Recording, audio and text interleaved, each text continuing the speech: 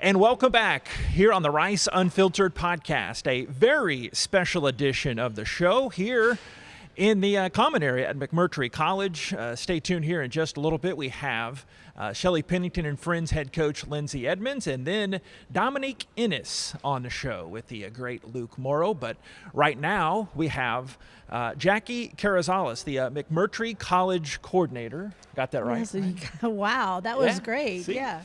Tell us about this area, what your job is, and just, most people obviously watching/listening familiar with the residential college system at Rice, but just tell us what you do and how it factors in this little neck of the amazing, gorgeous campus here. Okay. Well, McMurtry was founded in 2009, which is actually the same year I came to work at Rice. Okay. And that's when I started baseball at Rice. So really? See, it's all meant Yeah, to go together. yeah. Okay. I was invited to be a college associate at that time.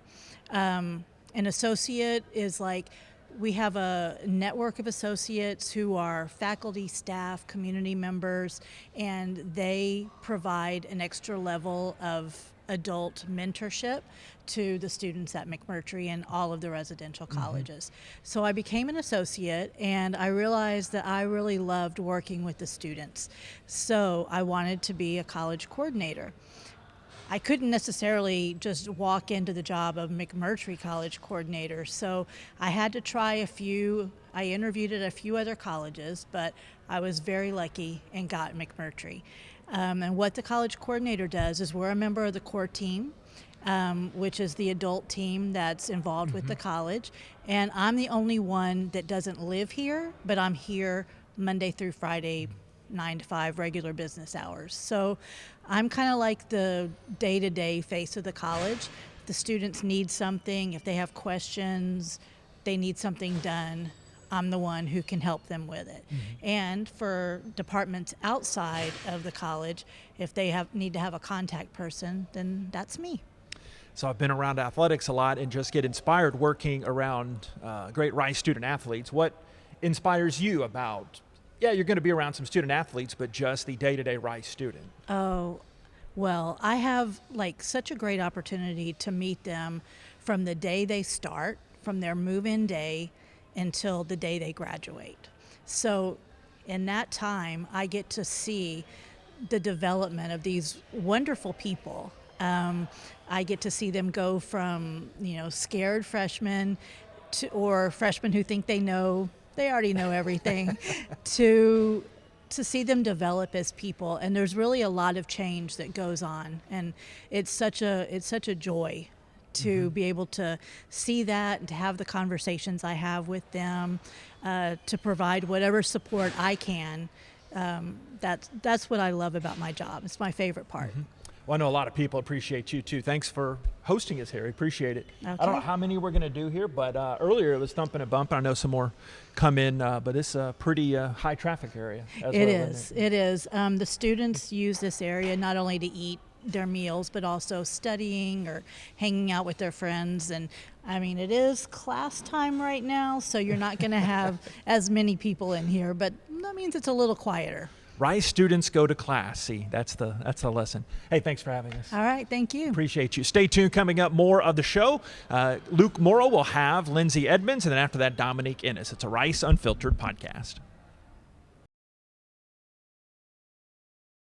Hey, Owl fans, welcome back into the Rice Unfiltered podcast. I'm Luke Mauro, pleased to be joined by the head coach of the Rice women's basketball program, Coach Edmonds, who we'll chat to in just one moment. But, of course, the weekly reminders that you subscribe to the podcast here on YouTube, so you get the latest episode each and every Wednesday, and also subscribe on the listening podcast versions as well, Apple, Spotify, wherever you get your podcasts, so that you can get the audio version every Wednesday as well. We'll catch up with Dominique Ennis in a little bit from the women's program as well, and we have a different location here this time as well. A little different than your office, Coach. We're at the West Servery here in McMurtry College. You got that right. Okay, good. The second time at least. Well, Coach, appreciate you making the trek over here and joining us. Of course. Thanks for having me. Yeah, our pleasure. Coming off that win Saturday against Memphis, 82-65, most points for your team in 7 games, I believe.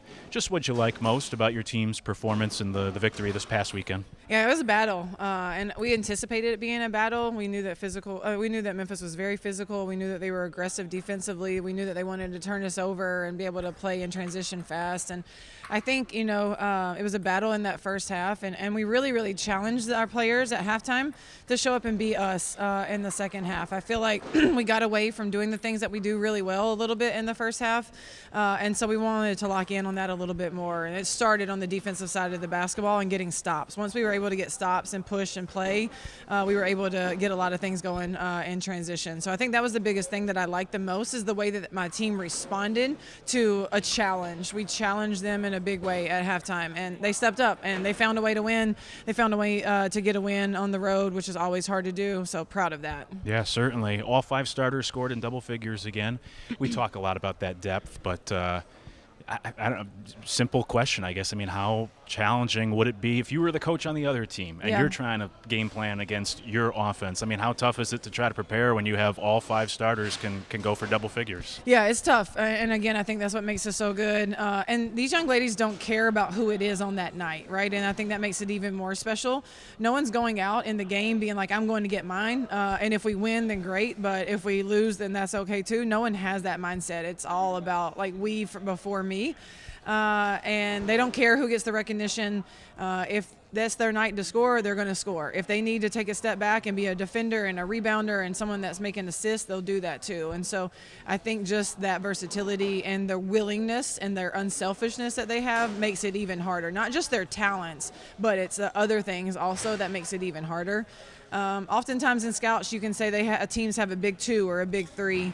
I honestly think we have a big 5, and then we have some that come in off the bench that can be major X factors for us as well too. And so that piece is special. Haley Adams and Anaya Alexis had slower first half scoring, but then came alive in the second half and both got to the double figures.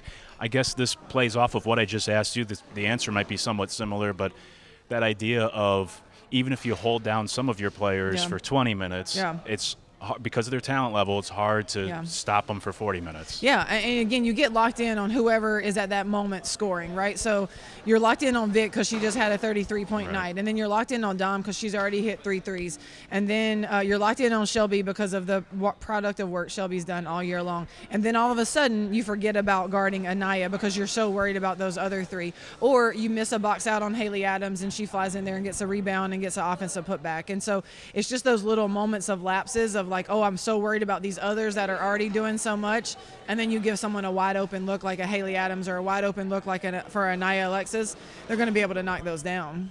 We talk about the depth on the team, but also we could talk about it in the coaching staff as well. It's interesting. I heard one of your assistant coaches, and I don't remember who, so I apologize, but over the weekend talking about how, when it comes to the scouting the opponents, you guys can keep the teams the same each year. And so my question here being, like, your assistant coaches have been here with you all but one for the entire time, right? So how important has that continuity been where your assistants know the names, they know the players, they know the arenas, they know the road trips, and now you're just a well-oiled machine instead of these new coaches coming in having to learn things? Yeah, I mean, it's culture, right? It's building a program, and it's building it the right way with the right players and with the right staff. I feel incredibly fortunate that they have stuck with me, that they have believed in me, that they came with me, that they came on board.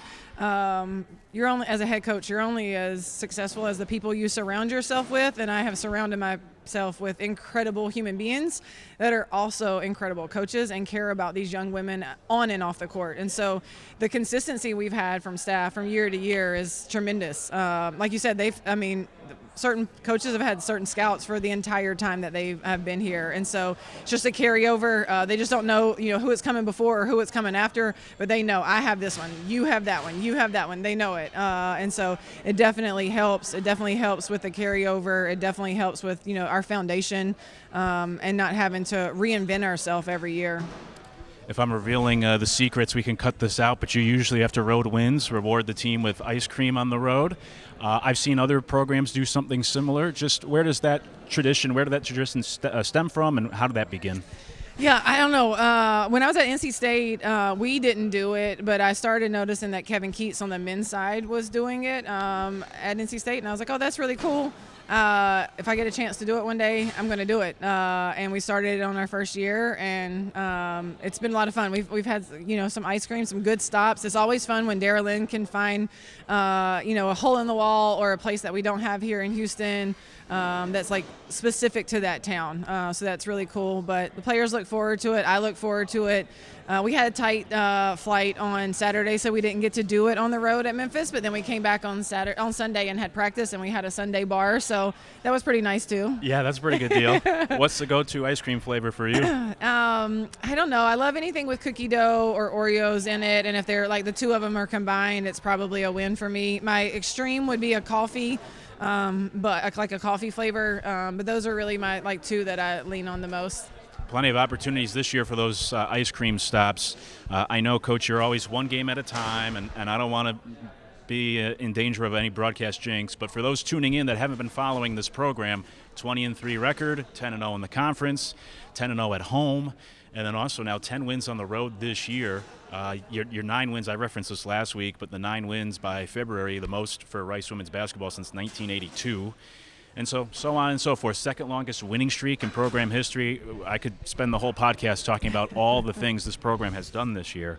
But getting back to your team, this will come out with still Wednesday, so, we're recording this before the latest game. But just in general, the schedule this week, Tuesday, Friday games instead of the Wednesday, Saturday. Yeah. Does that alter things at all for you guys? Yeah, I don't think so. It's a little unique. It's a little bit different. But for us, it's, TNT, right? Today, not tomorrow. And so I don't think we worry about whether it's a Tuesday or a Wednesday, whether it's a Friday or a Saturday.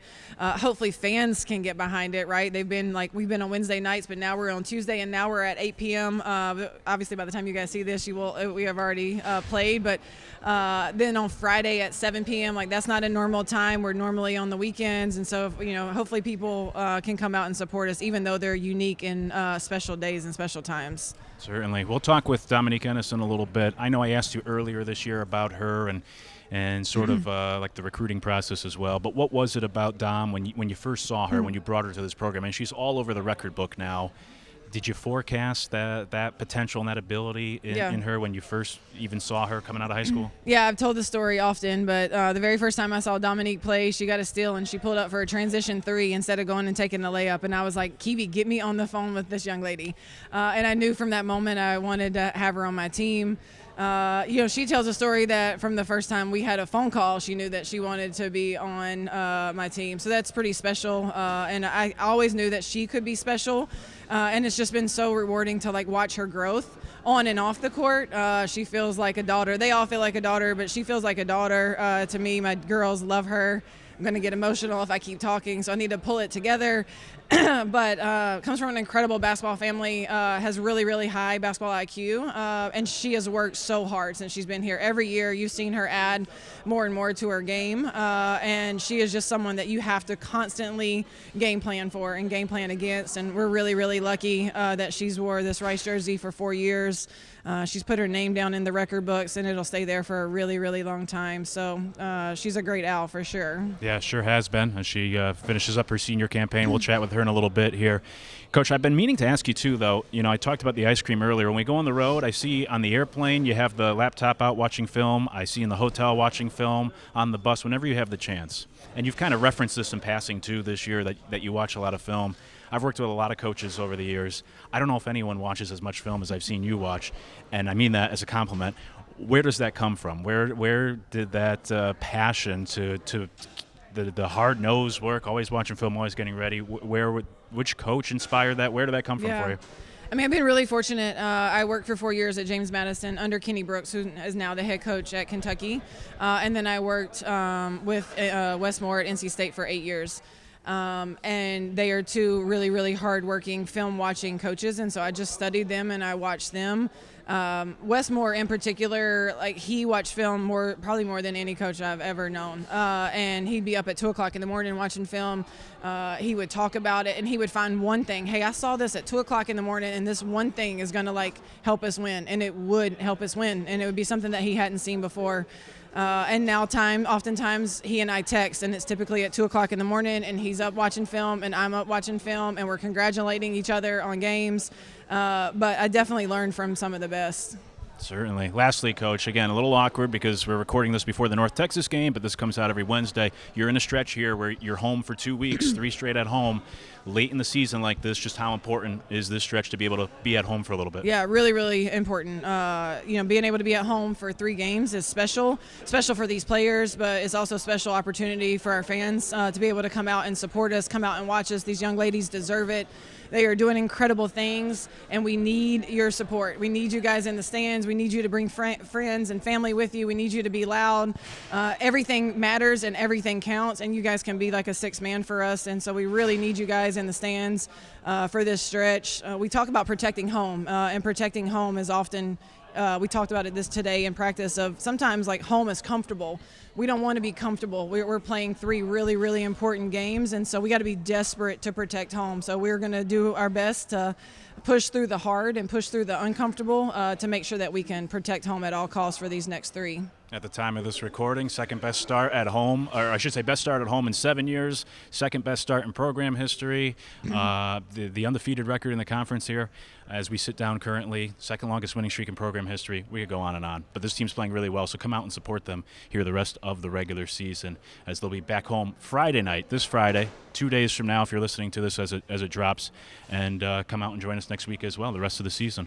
Coach, appreciate the time and wish you the best of luck here in these next couple games until we talk again. Thanks so much. Go Owls. That's head coach Lindsay Edmonds. We'll come back with one of her stars. Dominique Ennis will join us next here on the Rice Unfiltered podcast. Back on the Rice Unfiltered podcast, and pleased to be joined now by senior guard Dominique Ennis from the Rice women's basketball team. Dom, appreciate the time. Appreciate you joining us. Thank you for having me. Absolutely. Dominique leads the team in scoring, leads the team in threes, also leads the team in steals. And by the way, if you look up the record books, she's all over the Rice women's basketball program. Most threes in her career, now with 240.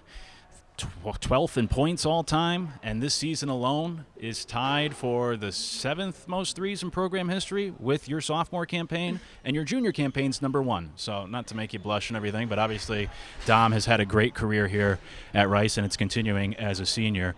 Let's start at the beginning, I guess. I mean, I'm sure you've told the story in your 4 years here, and Coach just kind of alluded to it, but what originally brought you here to Rice to be part of this program? Yeah, Coachy, first and foremost, like she just said earlier, that first phone call, I knew this is where I wanted to be, not only for these 4 years, but I knew this was a relationship that me and her would have beyond these 4 years, and it would be a lifelong relationship. And then just all the relationships with my assistant coaches, my teammates that I've had throughout these 4 years have just been the cherry on top.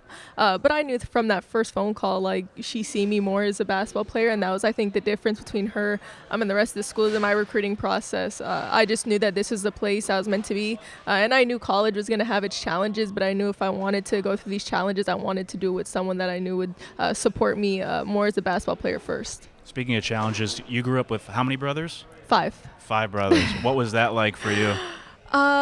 Very competitive, obviously. Parents had to break up a lot of fights. I always kind of wanted to do what my older siblings did, even though I was too young to do it. But I'm super thankful. It kind of prepares you for what comes. And my brother is kind of going through the whole college experience to this day, still texts me after every game, just kind of giving me some advice. And I'm so thankful for them. I don't think I'd be able to be where I am today without them. But I also don't think I'd have the toughness that I do have today without them. So just super thankful. Yeah, for sure. Yeah. I mean, I remember watching your brother Tyler at Syracuse and then into his NBA career. Mm-hmm. For you and your family, I mean, you're from Canada, right? Yeah. Which people would think is like a hockey country. So how did you, where does the basketball come from for your family? Because you had brothers who had great careers as well. Obviously, now you yourself. Where does that basketball passion come from in the Ennis family? Yeah, honestly, it fell out of the sky because my mom ran track. My dad was a goalkeeper. He played hockey. So basketball actually came out of nowhere. My siblings all played lacrosse first. And then my parents were like, let's just try out basketball. My dad coached my older brothers. And then from there, it just became a first nature. That was what we all did. I was actually going to my brother's practices, but I was taking the mats off the wall and doing gymnastics. So basketball wasn't even a thought in my mind probably up until like 10 years old. And I was like, okay, I guess I'll try this. Went to my first tryout and I made the team, and I was like, okay, like I guess I'll just do this for fun. And I think as the years kept going, I just fell in love with it more and more. And then I think I got to the age where I was like, okay, like I could really do something with this. I could really go get a free education. I could build these lifelong relationships. So just super thankful. But I think most people think like, oh, my family started playing basketball. My parents probably played, but it just happened so randomly one day, and it's just a blessing from God. But yeah, very athletic family, but it actually didn't start with basketball first. It started with hockey, which, like you said, is very big in Canada. So yeah, that's funny. And Dom's the most prolific three-point shooter in program history. Let's talk about that. Where does that come from? Because anyone that's watched your game knows you only need an inch to get a shot off. You get the shot off quick, and obviously you hit them at a high percentage. You matched your career high with 6 threes Saturday at Memphis. So where has that ability come from, or how much work did you have to put into that, the three-point shooting, and how you're able to be so efficient from beyond the arc? Yeah, it's a mixture, first off, of just being confident. My coaches tell me all the time, like, shoot like you haven't missed yet, even when my shots aren't falling, like just still hunting and finding confidence in my shots. But it's also the times no one sees me with my position coach, Coach Keevy. Like, we work on different shots, being able to get my release off fast. And then I say all the time, all the credit goes to my teammates. They're the ones that find me. They all have such a high IQ, and they know the spots that I'm in. And I think that just goes to show how well of a connection we have. You could also see in the Memphis game, like, there's certain spots where, like, I won't be in the screen, then all of a sudden I appear and the ball's in my hand and I'm getting a shot off, and that's just all the credit to my teammates. I've had great teammates all 4 years where they found me in great spots, and year after year I've been getting more shots, not only because of the work I'm putting in, but because my teammates are trusting me more and more. And I think that's just a testament to the work that I'm putting in off the court, but also I think my coaches just breathe life into me, and just let me know, like, I'm here for a reason and this is my job. But also understanding, like, yes, I'm a shooter, but there's also things I have to do on the defensive end. I'm usually guarding some of the best wings, so taking pride in that as well, like not just depending on my shot, but also knowing my team needs me to defend, create in other ways as well. Take us into the mindset of that performance on Saturday, because, like, for example, I grew up playing basketball, but I didn't play past high school. Yeah. And I wasn't a shooter either. And there was one game where I made 2 threes out of luck in the first half, and the coach of the other team was telling his defense, stay on this guy, he's the shooter. And I said, no, I can't. I just got lucky today. I can't shoot. So what's it like when you hit 6 threes in a game and you're feeling it out there? Because I never had that in my short playing career. What's that like on Saturday when you just have that hot hand? What's that feeling like? Yeah. I mean, you don't really think about it in the game. I'm kind of just having a clear mind, not really thinking, okay, this next shot, next time I get it, I'm about to shoot. It kind of just happens naturally, and I think I've learned to grow, especially this year. Like Coach says, we're going to get teams' best shots every game, and especially knowing I'm one of the people circled on the scouting report, I'm expecting them to be very physical with me, kind of take me out of the spots I want to get to.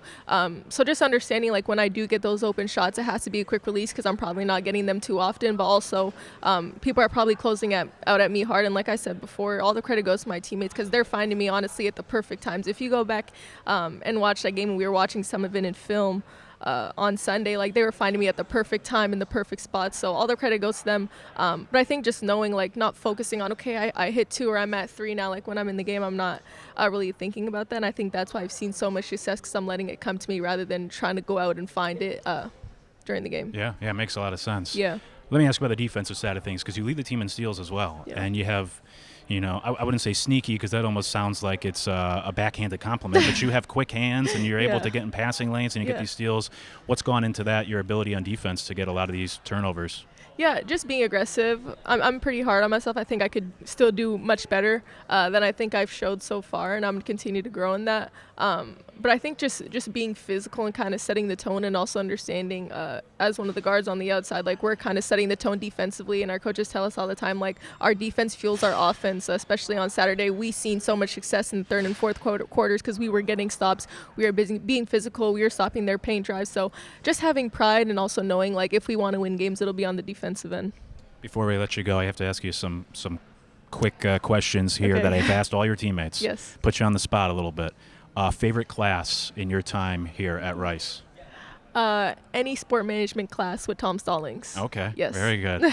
If it wasn't basketball, what do you think you would be doing? What's the other passion in your life? Probably be playing soccer. That's what I was playing up until high school. I was doing both, and then once I got to high school, I kind of had to choose one or the other, and it was a done deal, basketball without a thought. But I think if basketball wasn't in the equation, I'd probably be a soccer player. Interesting. Yeah. Okay. Yeah. Any superstitions on game day? Any pregame rituals? Anything you have to do?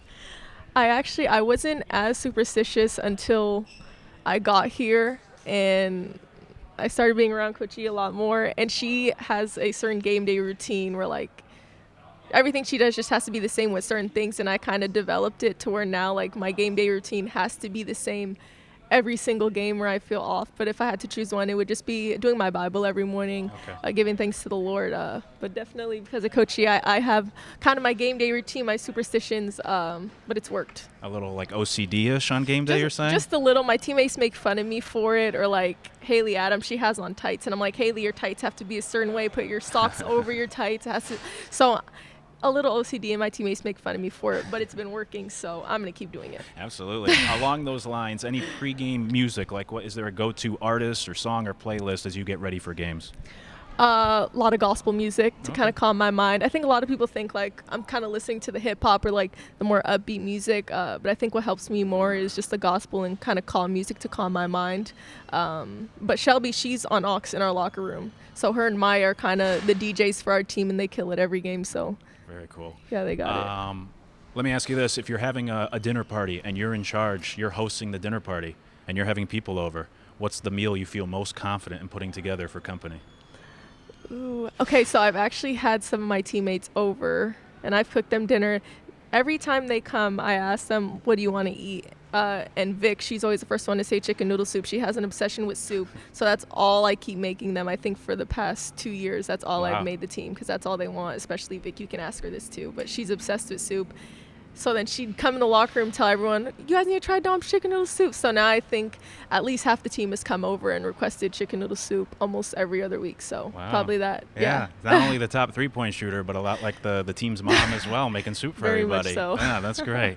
Well, she's Dominique Ennis. She's number 1 in program history and made 3. She leads the team currently in points and steals, and she's having another great year here in her senior campaign. Dom, appreciate you joining us, and best of luck here the rest of the season. Yes, thank you for having me. By the way, a reminder that Friday night is the Play for K game here for Rice, so come out and join us for the matchup Friday night at Tudor Fieldhouse, and come cheer on these Owls, because they certainly deserve all of the attention and the praise and your support, because they're having such a great year. So appreciation to Coach Edmonds for joining us as always, Dominique Ennis as well, and the folks behind the scenes that make this all possible as well. Make sure you subscribe every Wednesday to get the latest podcasts here in video form on YouTube, and then audio form in Spotify, Apple, wherever you get your podcasts. Until next week, appreciate you joining us. This has been the Rice Unfiltered Podcast.